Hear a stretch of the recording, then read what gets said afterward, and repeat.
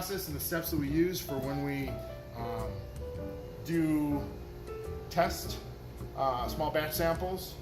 When we actually go into production with a scent, we'll use a different setup, similar process though. I'm gonna set this in here so it can start to melt.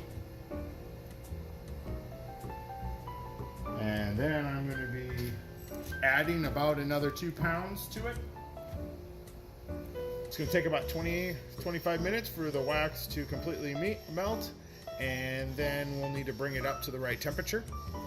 After we bring it up to the right temperature, after it's fully melted, then we'll take it off and set it off to the side, and it'll start its cooling process. We'll keep stirring it. Then when it gets down to the right temperature, we'll add the fragrance. We don't want to add the fragrance too early, because if you do, then some of the fragrance will burn off. Just a regular ballpoint pen. Set it in there. Small glue gun, put a little dab right in the center of this. Make sure that the wick actually stays put during the burn, and even as it gets down there further, this way it will actually stay. It won't float around after all the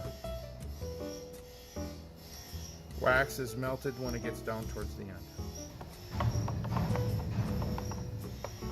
So we're getting close to the temperature. I get the wax up to right around 185. All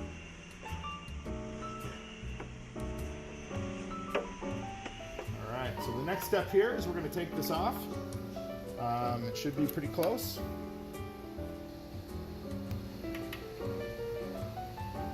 Set it on the table and the cooling rack and let it sit.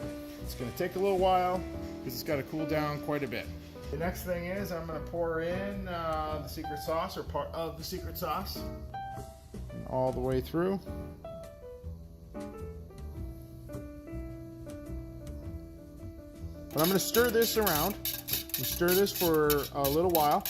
Make sure all the fragrance and the other parts of it will mix with the wax fully. I just added in the dye coloring to give it. Hopefully it'll come up as a green. Start stirring that in. And poured.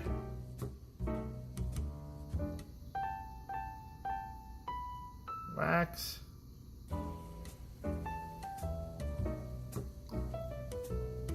It's starting to solidify down at the bottom. It's going to be curing over the next few hours, and come in tomorrow.